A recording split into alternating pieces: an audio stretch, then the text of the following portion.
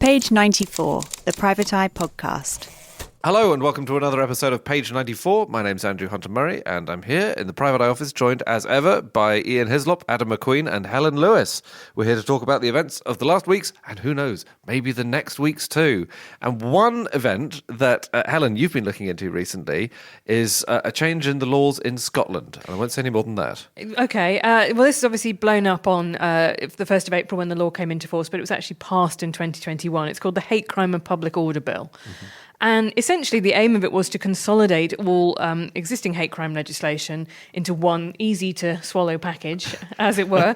But the controversial thing that it did, which was extremely controversial even as it went through the Scottish Parliament, was introduce this new offence of stirring up hatred. Now, even then, it got watered down. There was original proposal was that libraries and bookshops would have been able to be prosecuted for selling offensive or loaning offensive material. So things like that got watered down. But all the way through, there were concerns that this was a very illiberal law. And sure enough, now it's finally come into force. Those concerns have come up again. What is stirring up? Well, it's basically trying to say that so there was a lot of discussion about whether or not intention mattered. Did you need to intend to be offensive on this? And does it need to have an objective effect? Or in hate crimes law, there's always the question about, is it just as experienced by the person? And as I can see your eyes are already slightly misting, and you're getting I wouldn't. But you are getting the point that this stuff is really difficult. It's hard. It's effectively based on personal conceptions of what is offensiveness, right? In the same way that I'm sure you know this, Ian. Like libel, there's always it's the idea of a kind of reasonable person. There are obviously a very large spectrum of beliefs about what constitutes hateful behaviour or is merely abusive behaviour. And so it has to, in some respect, you have to say, well, who gets to decide what's hateful? And that's part of what's at issue here. The problem, as I see it, seems to be that they've said that, well, Police Scotland get to decide, because usually legislators don't say this, but they're essentially saying, yes, you're right, this is a very badly drawn-up law, and it's very imprecise, and who knows what it means. Let's ask the police. Now, for those of us who've been rather more sceptical about the entire Scottish establishment over the years than, say, the SNP, it might be argued that Police Scotland have been a touch too close to those in power over the years, and their definition may just be whatever pleases the party in power. I'm not going to be so cheap as to say, why don't they look into real crimes like who nicked that camper van, because that would be pathetic. No, that would be beneath you. But you're right, there is a problem. A couple of months ago, Police Scotland said we're not going to be able to investigate all low-level crime, including some things like theft. But they have pledged that they will investigate every single thing that's reported under this law. I'm sorry to be really thick about it. Uh-huh. What am I going to be banged up for in Stirling that I won't be in Sunderland? Unless you can make a flit across the border. So they've added age, disability, transgender status, intersex status and religion. Now, there were already provisions on race and ethnicity for stirring up hatred on those grounds, so that was already covered. However, you'll notice the one characteristic missing from that list is sex. So that's supposedly because there is going to be a separate misogyny bill coming down the track. However, Ash Regan, who was in the Scottish Government as a junior Justice Minister, has now defected to Alba, said, I actually feel like I was misled on that. I was told that all the women's groups didn't want misogyny, they wanted a separate bill, and I don't actually now think that was true.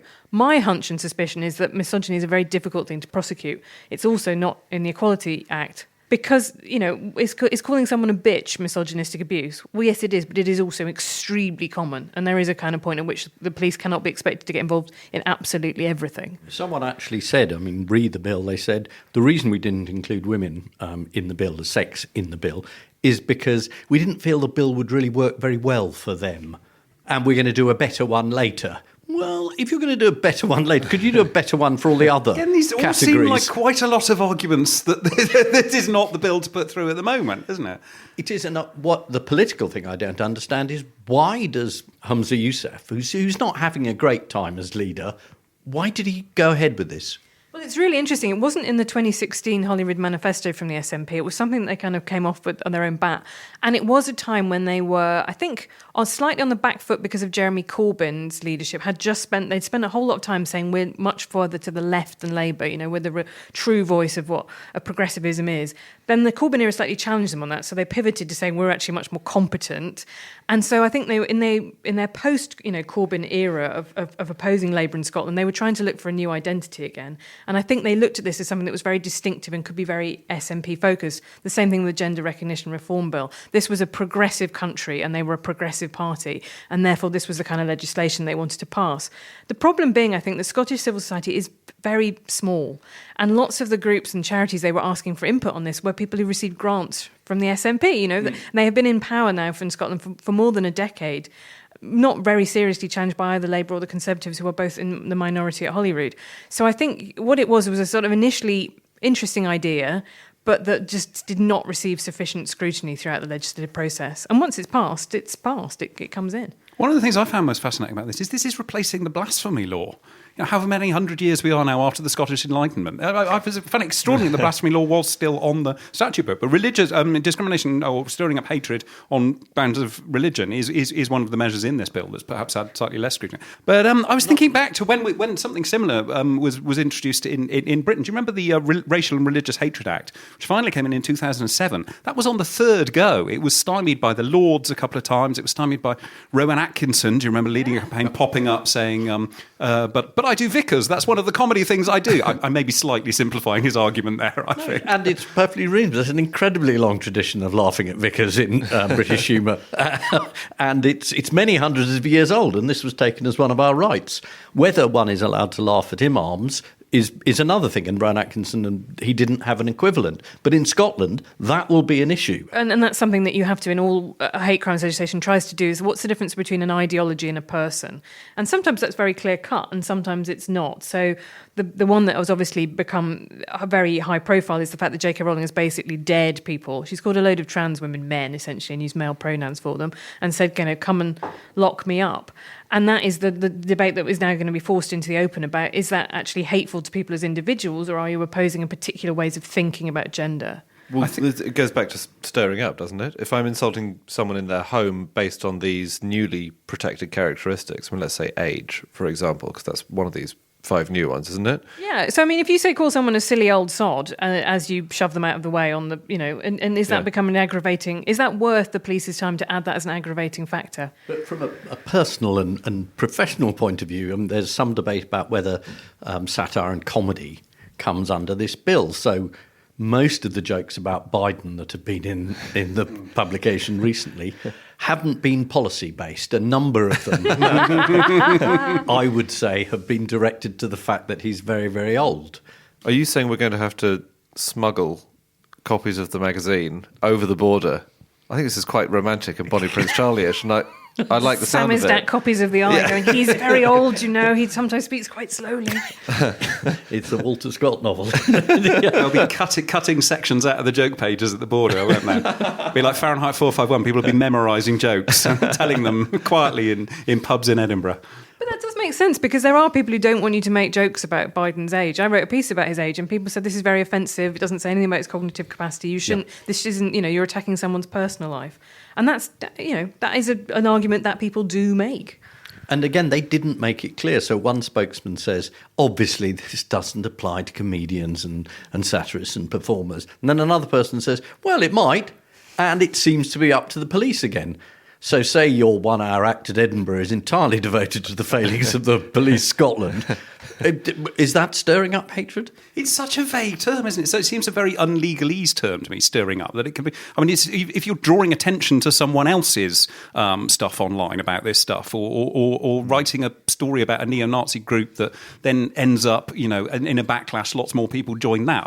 Would that count as stirring up? So I think the language is abusive or threatening or insulting. And the use of the word insulting is slightly alarming to me, because I quite enjoy insulting a number of people on all kinds of grounds. But the defence is about you have to prove that it's reasonable. And it's one of those things where it's just, what my version of reasonable, your version of reasonable may be entirely different. Who's the arbiter here? It does seem to me that J.K. Rowling is kind of, she seems to be absolutely determined to become a martyr, a free speech martyr on this particular topic.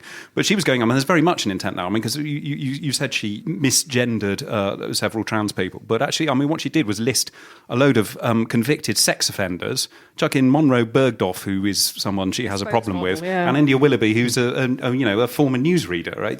But it was very deliberately done as a provocation, wasn't it? So I mean, that in that case, intent was very definitely there. Yeah. Where it maybe didn't even need to be. Well, I think the interesting thing is the question about whether or not has she created a shield about this law ever being used, right? In the sense that people could go, well, hang on a minute, why are you coming after me and not J.K. Rowling? Or, I just thought about the equivalence with abortion laws, which, I think when you cover them in Northern Ireland, for example, they would go after people who were kind of slightly defenceless and say, just plead guilty and we can make this go away.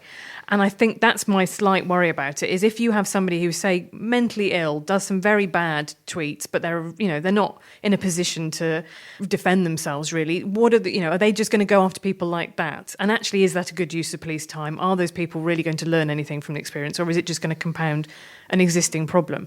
That's my question about it. And are we now waiting to see exactly that? What does happen next, and how it's used? And there whether are the people who police think use it's overblown. So Adam Tompkins, who has a voice I respect, he was a Conservative MSP and a law professor, said, actually, now that we put in some of the more safeguards in it, some of the provisions have been watered down, I'm not so worried about it. So I think there is a case where it doesn't actually necessarily lead to anything. I'm just, in principle, opposed to laws on statute books that the police can use against political opponents of the regime, right? If this was happening somewhere else, that's how you would describe it. Yeah, and there seem to be two things that worry me. One is specifically, because it happens all the time with the eyes, is this idea of third-party reporting. If someone else says, I was really offended by this piece on your behalf, and then reports you, as people often do to regulatory bosses, is that okay? Usually you're saying, well, shouldn't the person doing the reporting be the person who was supposedly harmed by it? And that strikes me as, given lobby groups and groups of people who band together to do third-party reporting in occasions which are not always justifiable, that strikes me as a problem. The other is this, it is pure Orwell now. We've now got, if the police decide this hate incident isn't criminal, it's a non-crime hate incident, and it's logged. So the fact that someone said you were up to no good, the police say it's not a crime, but it is a hate incident. So what does that mean? It's very like the old Scottish verdict of not proven, isn't it? Which means not guilty, but don't do it again. That's kind of it, isn't it? Yeah. Yeah, the non-crime hate incidents are, I think, really troublesome. I'm not quite sure how they kind of just sort of... I don't remember there being a big backlash to them when they were brought in. But every time I've heard about one of them, essentially, if you get someone complains against you, you don't often even get notified of it. So you don't get a chance to go, well, that person's mad, or we've had an argument over our Leylandii, and that's what... all the things you'd expect of kind of due process. Yeah. So there's an incident in Scotland, Murdo Fraser, who's a Conservative MSP, was reported for a non-crime hate incident for saying that being non-binary was like identifying as a cat. And he only found out about it because it got reported to the authorities in the Scottish Parliament, who then told him. But that thing had been on his record, and without him having a chance to contest it or argue the point. Right, and what... And is there no charge of being just lame? Which again, I would probably Not be yet. Argue pro. for prosecution of crap jokes now. I don't know that's going to help us out very much. This is great. I love this No, it was policy more a platform. definition. I wasn't suggesting it was illegal. So we should have Adam thinks the internet should be switched off for a couple of hours to give everyone a chance to calm The down. solution to absolutely everything is we just switch the internet off for several hours every day, and we all have to go out in the fresh air. I think that would sort most of the problems in the world out. Right, good. That's our policy platform for the It's next good. section. It's But good. I think I can predict certainly some of what is going to happen next, which is going to be that there will be a load of free speech martyrs who are absolutely determined to be charged on this. There'll be a load of people on the other side who are absolutely determined to continually report them to the police and demand that they do get charged. There'll be an awful lot of police time wasted on something will finally never end up in anything. And, in the end of it, all sorts of other stuff that the police should be investigating, not getting investigated in Scotland, be that very expensive camper vans or rapes and murders.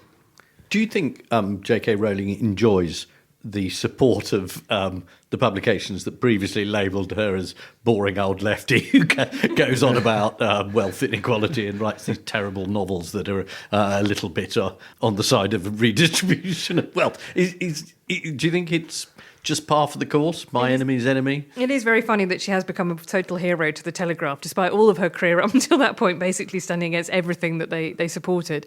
I think you're right. I think, Adam, you bring up something which I do worry about in the backlash to this, which is people now feeling that need to say deliberately offensive things just to prove that you can. And I can understand the impulse behind it. But actually, I think, saying that you should be respectful and courteous to people is better done as here's the politeness of society rather than as a legally enforced demand. That is obviously going to make people want to kick against it. And that's not what we want to happen. This sort of deliberate misgendering just seems... Putting aside the cases of convicted sex offenders who've obviously been trying to pull a fast one and get into women's prisons, I'm not denying that they were there, but it's a tiny and unrepresented... it's like taking the men who were arrested in Operation Spanner over sadomasochistic sex in the 80s as representative of all gay men, or it's like taking Wayne Couzens as representative of all straight men. It is a different tone, and you were wondering whether the JK was meant to be a shield. But if so, it was as badly drafted a tweet as the actual law is, because sticking in two people on the end of whatever you think about Monroe or sticking in your Willoughby is not the same as the rapists. And putting them all in a thing, it's not very clever, is it? I probably have more sympathy, J.K. Rowling, for probably having faced some of the same people telling me I'm a bigot too. But I agree with you about the fact that it's maybe not helpful to lump in disparate concerns in that way. And the one thing I would always say about J.K. Rowling is she absolutely loves a ruck. And I think that she's decided this is an issue in which she is going to make some noise, and therefore that comes with a lot of people disagreeing with you in terms that range from the abusive to the polite. But that is a kind of function of being a kind of campaigner in the way that she's done it. I mean, I think for me, fundamentally, I come down to the fact that I basically agree with her. And so I'm happy to say that, even while saying I probably wouldn't have phrased it in those terms. On which bit? So Humza Yousaf, for example, during the drafting of this, wouldn't answer whether or not it was hateful to say there are only two sexes. And that's the kind of thing perhaps we should have clarified somewhere along the way. That would help the police, certainly, wouldn't it? And the victims minister couldn't say whether or not misgendering was prima facie a hate crime. Again, that's the kind of thing you just need some clarity about. How much wiggle room is there? I think there's a huge difference between following someone down the street screaming abuse at them and saying something as a generalised statement about an ideology. And I don't think that the legislation clarifies really the difference between those two things. Well, that's exactly a sensibly argued tone, as opposed to saying, look at all these people, some of them are murderers, some of them aren't, and some of them are presenters. I'm not sure that's hugely helpful. I don't want to alarm you all, but I found a segue to what we're going to talk about next. Okay. Speaking of the internet being turned off and things being taken offline, something else has been taken offline. It's a long run-up I've taken. Very good, but very good. I'm ready, I'm braced. You can see where I've gone. Yep. This is the second thing we wanted to talk about today, which is Talk TV. That's almost a brilliant segue, except that it's not. It's been taken off air and put online. That's the problem. It's going offline, which confusingly means it's going online only. But it's been taken off. And it hasn't yet either. It's going to happen in a couple of months. But other than that, it was definitely worthy of the one show. It was good. I don't like these mid-show segue critiques at all. So Talk TV is going online only. It's being taken off air. So Piers Morgan's show, I think, has already done that. Yep, he was the early adopter. He migrated already. Yes, and this was announced quite recently, and we've covered GB News a fair bit on this podcast before, but Talk TV a bit less so. And I just wanted to kick us off with a quote from Scott Taunton, and we've just been talking about Scott Taunton. In a way, Scottish taunting? Scott Taunton? Never mind. They get worse. Simply. Yeah, aren't we glad I didn't go with that one? He's the president of broadcasting, and he told staff in a briefing, I just wanted to see what you thought of this as a reason for moving Talk TV online only. 2 years ago, he said, we would not have been brave enough to launch a channel without a linear presence, but audiences of all ages have moved fast, and smartphones are now the primary device. As far as news is concerned, we are therefore intending that Talk TV comes off linear television from early summer. Do you buy that? Hang on a minute. So 2 years ago in 2022, no one had heard of the smartphone. No one was using them. Very niche technology. What Scott Taunton is actually doing there is, to use a technical broadcasting term, talking complete bollocks. Because actually, News UK, who run Talk TV, Rupert Murdoch's company, put an awful lot of money and an awful lot of time into seeing whether there was any appetite for a linear TV channel. And they concluded many years ago that there wasn't, and they would be much better off doing some kind of programming on demand. There was talk about, and actually this is a way that technology has moved on, but about Fire Sticks and people having little things they would be able to plug into a port on the side of their telly and be able to watch Murdoch TV on that. And there were all sorts of things that were explored, but it was very definitively concluded, and the news was expressed to all staff by Rebecca Brooks, the CEO of News UK, that there was not a viable financial future for any sort of linear TV channel. At which point, she was overruled by Rupert, who said he liked TV channels and he wanted one anyway. So they did it, and it crashed and burned exactly as they had predicted it would. And now they are going back to it's sort of Plan A. It's Plan A and a half, I suppose, where they're going to have this weird sort of. It was always a bizarre hybrid anyway, because basically it's a radio station. For most of the hours of the day, it's just talk radio with a camera pointed at it. And talk radio is a pretty successful radio station. But then they decided to do this primetime thing where they would have Piers Morgan and they would have Tom Newton-Dunn, no longer there. They would have Sharon Osbourne, who barely ever turned up for her show anyway. And it would be this sort of all singing, all dancing TV station. But no one watched that at all. Yeah. It's the old motto, isn't it? Go non-woke, go broke. There's 2 channels now we've had. I just can't wait for the rest of them. But it also suggests, what does success look like in that space, right? So I think GB News, correct me if I'm wrong, hasn't done amazingly well financially, but as a means of influencing the direction of the Conservative Party, it seems to be incredibly good, right? So you're saying we should be grateful? Because it's taken them to its lowest poll rating ever, and they're about to disappear. Right, as it nosedives the Tory party into the ground, the only people crawling out of the rubble will be presenters on GB News. But you know what I mean? I think it's very popular with the selectorate who pick the next Tory leader. If you think these are a group of people who voted for Liz Truss freely out of their own, without any coercion at all. GB News gets talked about is completely disproportionate to the number of people who are watching it. And it's not just on the right, it's not just the Tory electorate, because it winds up lefties as well. I mean, it has this extraordinary profile, and they're pretty good on the stuff they put out on social media, and they get. So if you're not looking to make a profit, and it's very, very far from making a profit, it's hemorrhaging money, GB News. But that isn't what it's there for. It's there so that Paul Marshall and the other investors can have their say in the political sphere and in the culture wars, and it's been extremely effective as that. Talk TV never quite managed that. I mean, it was actually much more professionally run. In terms of Ofcom complaints, I'm not sure that there have actually been any. I mean, GB News has had multiple ones. If they have, no one been watched it. No problem. Well, it probably is. I mean, they could be doing absolutely anything and no one would know it. We did say before we came into this podcast, Helen said to me, I don't really know much about Talk TV, to be honest. I said, that's fine. We can say whatever we want. No one does. No one's ever seen it. It's like Bigfoot or the Yeti. It's rumoured to be out there somewhere. People have heard things and seen footprints, but no one actually knows whether it is or not. But that's a weird thing about Talk TV and GB News and how GB News has been so influential. It's in a TV space that is quite similar to the Mail. Because one of the elements of this discussion is how much or how quickly or which papers are going to switch to supporting Labour before the next election, and whether they're doing so because they can see the writing on the wall and they're trying to get out ahead of public opinion. They're not actually leading it. And most papers have much smaller readerships than they did 30 years ago. So they are much less influential than they were. Even back then, they were probably following public opinion as much as leading it. But one point made recently, I think there was a piece in The Guardian about this, is that the BBC is still obsessed with reading the papers and takes a lot of its lines and discussion points from there. And GB News has done exactly that for Paul Marshall, whereas Talk TV hasn't really. Right, there's a commercial version of you just want to run a TV station with a load of adverts on it that makes you a load of money. And that in the cable news era was a really good thing to do. You just had a mass viewership thing. Now, as you say, with GB News, it's much more like the traditional reason for owning a newspaper. You wanted to be a kind of player.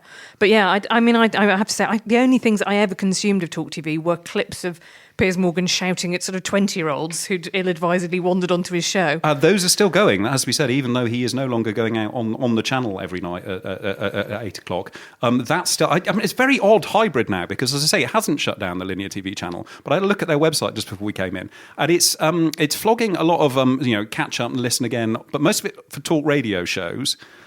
A lot of it for Piers Morgan, who doesn't go out on the channel at all, but is just branded as himself as Piers Morgan Uncensored now on YouTube. And also this new thing, which we've written about in the last couple of hours, called Sun TV, which appears to be possibly the replacement for Talk TV. No one's quite sure. At the moment, it consists of one weekly show called Never Mind the Ballots. Do you see what they've done there? With Harry Cole, the Sun's political editor, and Kate McCann, who is now the political editor of Times Radio, having been the political editor of Talk TV. So they're shuffling people round between all of these different outlets, and they don't seem to be sure how to distinguish between them themselves. So that's all part of the Talk TV offering now.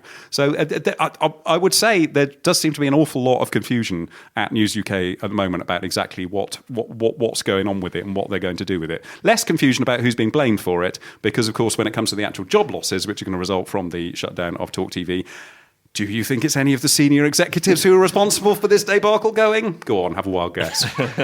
No. And I mean, the pieces in the Eye have repeatedly suggested that it's all Rupert's fault because he was told not to do this and he did it anyway. Yeah. So the chances of him taking the blame are fairly slight. This is Rupert, who you will recall retired from the day-to-day running of News UK about 6 months ago, didn't he? So, yeah, but I think he's still having quite a big say in what goes on there. Well, explain this then, which Helen brought up, is when it comes to the Sun newspaper, Rupert is... I say Rupert because we're obviously incredibly friendly.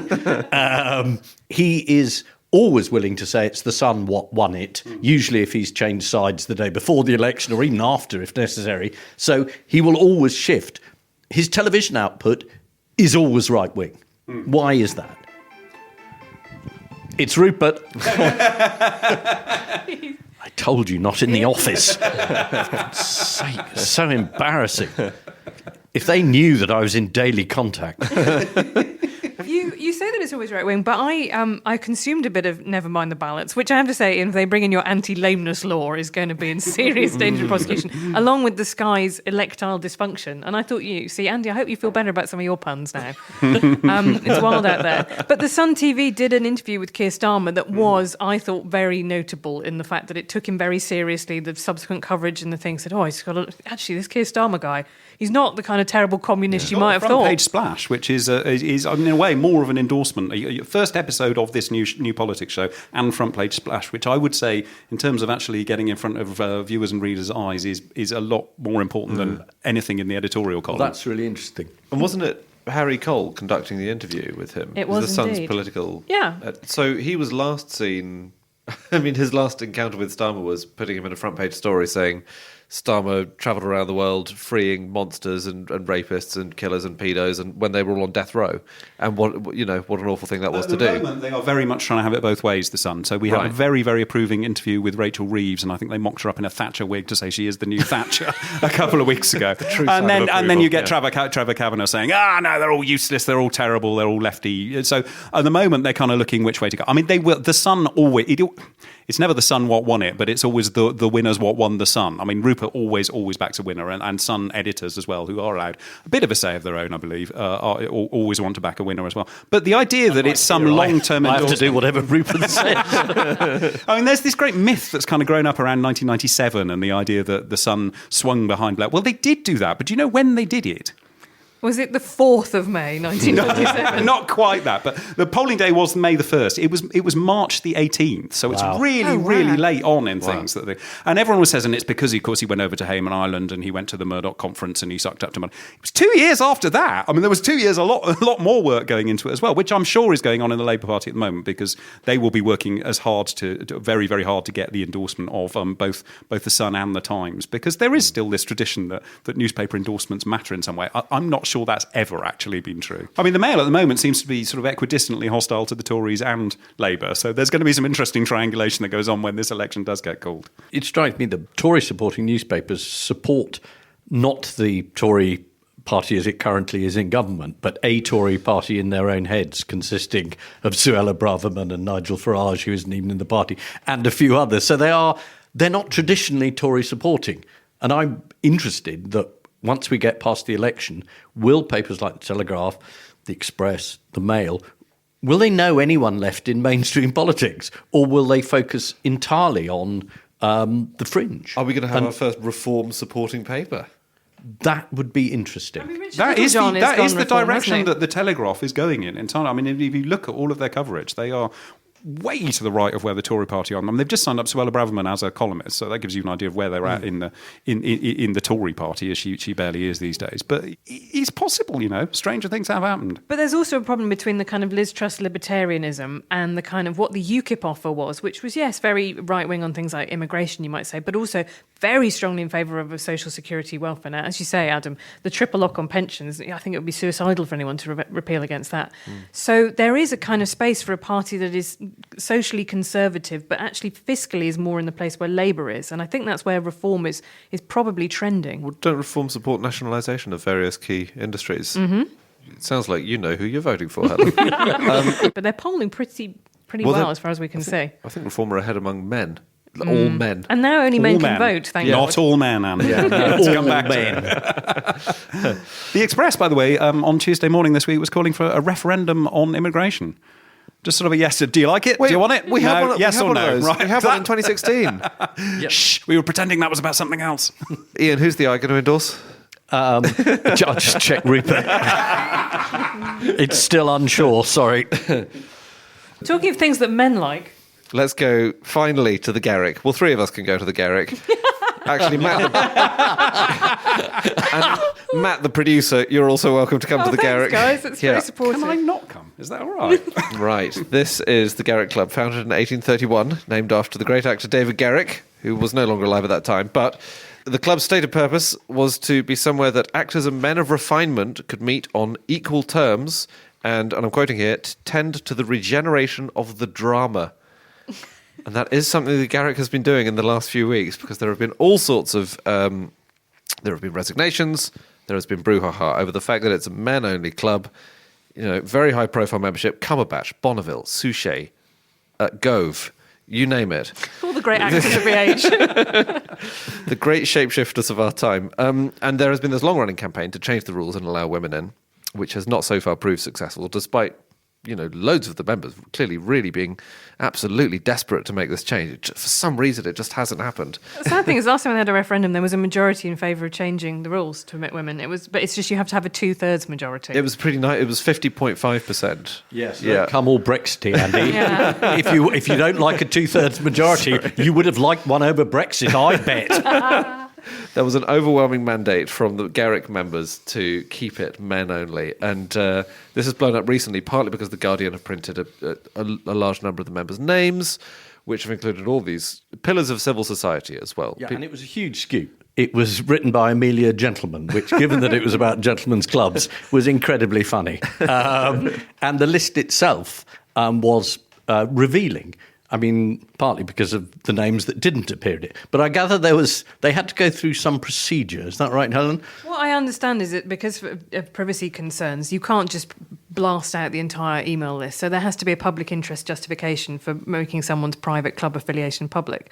So that's why I think the list is very much focused on senior civil servants, judges, people who have a role in shaping laws or shaping policy, and therefore their membership of an exclusive club is therefore a matter of public interest. So it was decided at a high level at The Guardian that there was no public interest in naming, for instance, Amelia Gentleman's father-in-law, Stanley Johnson. Yes. Who's very, very keen on women from a lot of things we've heard about. I really respect Amelia for this, because she must have known the massive amount of piss-taking that was going to flow. She went and did the story anyway, and I sort of respect that. Hey, we had to phone up Simon Jenkins last week and say they're not naming you either, are they? And he, it turns out, very supportive of women members as well. So many of them working so hard. Yes, you wrote a column on that. Can you give me the gossip, Adam? Who in Fleet Street is a member? They're in The Guardian's coverage of it, but not in the Mail's coverage of it. Paul Dacre, editor-in-chief of Associated Newspapers. Very much in the Mail's coverage of it, but not in The Guardian's. Former member Alan Rusbridger, ex-editor-in-chief of The Guardian, who resigned in 2010 shortly after... He tried to get Lord Miners appointed. Lord Miners, who had been boss of the Guardian Media Group and then went on to be city minister, and there was a lot of questions over tax and things, weren't there? There was some dodginess, He was blackballed and Alan Rusbridger resigned that year, which he's probably quite grateful about now, because that would have been a bit embarrassing, wouldn't it? It would. I mean, I think the Garrick we should say that it's always been a source of enormous amusement. Francis Wheen, former journalist, found some coverage of the Garrick in Reynolds' newspaper from the 1st of August 1858. And this is what Francis Wheen reads over his breakfast. But it does say the Garrick Club is one of those snob snuggeries that abound in London.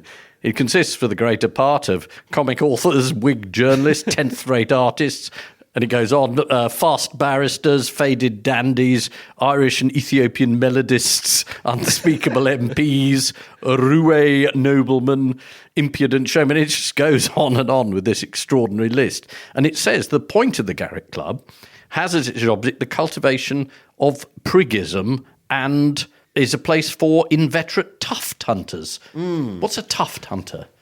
A tuft hunter is someone who's a snob. It's a sort of a social climber or a snob.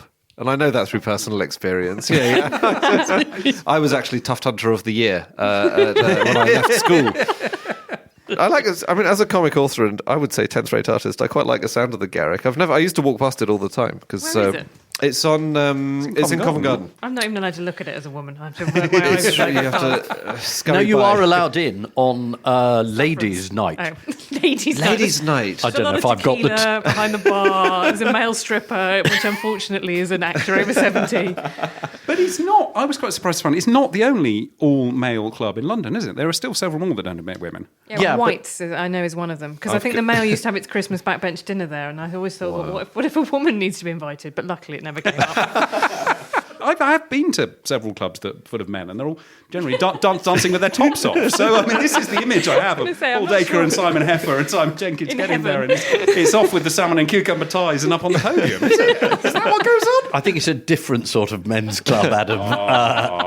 No, the names are extraordinary. So the other all-male clubs, as far as I can tell, are the Beefsteak, the Travellers, Brooks, Boodles and Whites, which did allow the Queen in, but I think under sufferance.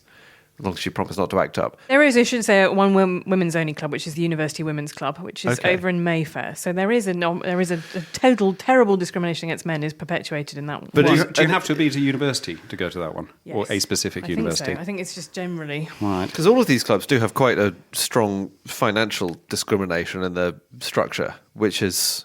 You've got to be rich. You've got to be rich. It's really And expensive. the Garrick, as Prabh Dai pointed out, early in the 80s, it's bores only. And generations of non-boring people have tried to get in as members, but every time they're outvoted and the bores win again.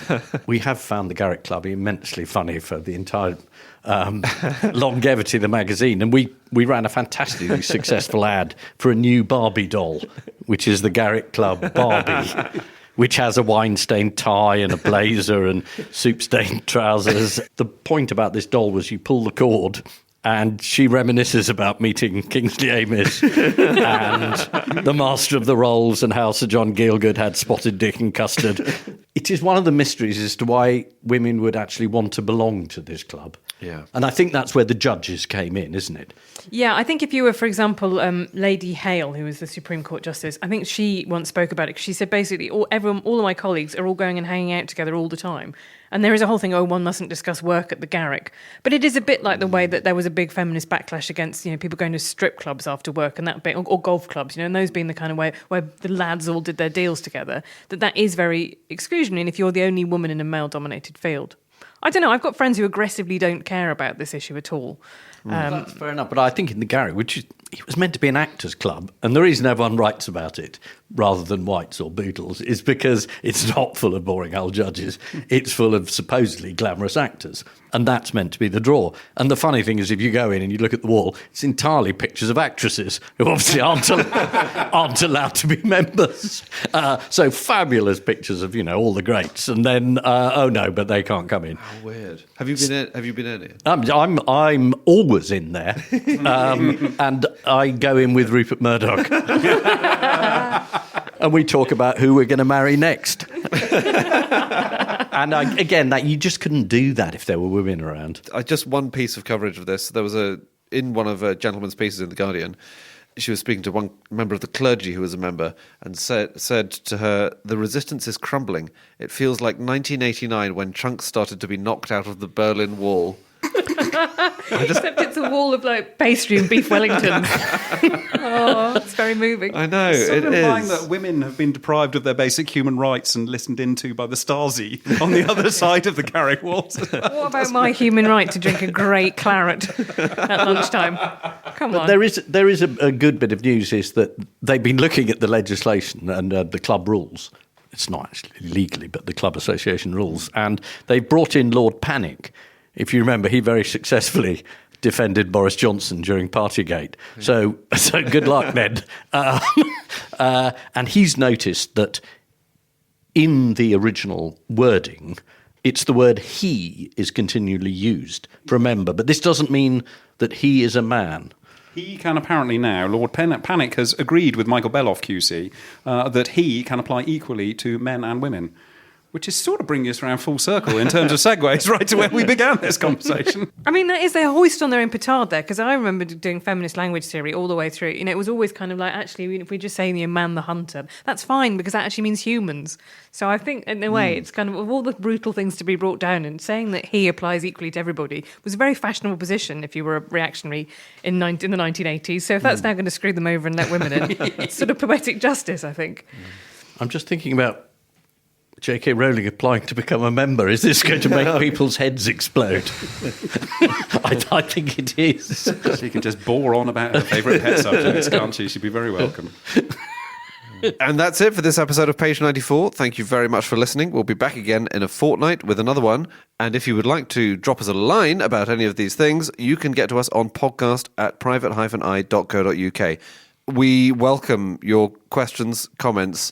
Do write in, podcast@private-eye.co.uk. We love hearing from you. This episode, as so many of them are, was produced by Matt Hill of Rethink Audio. Thanks for listening. Bye for now.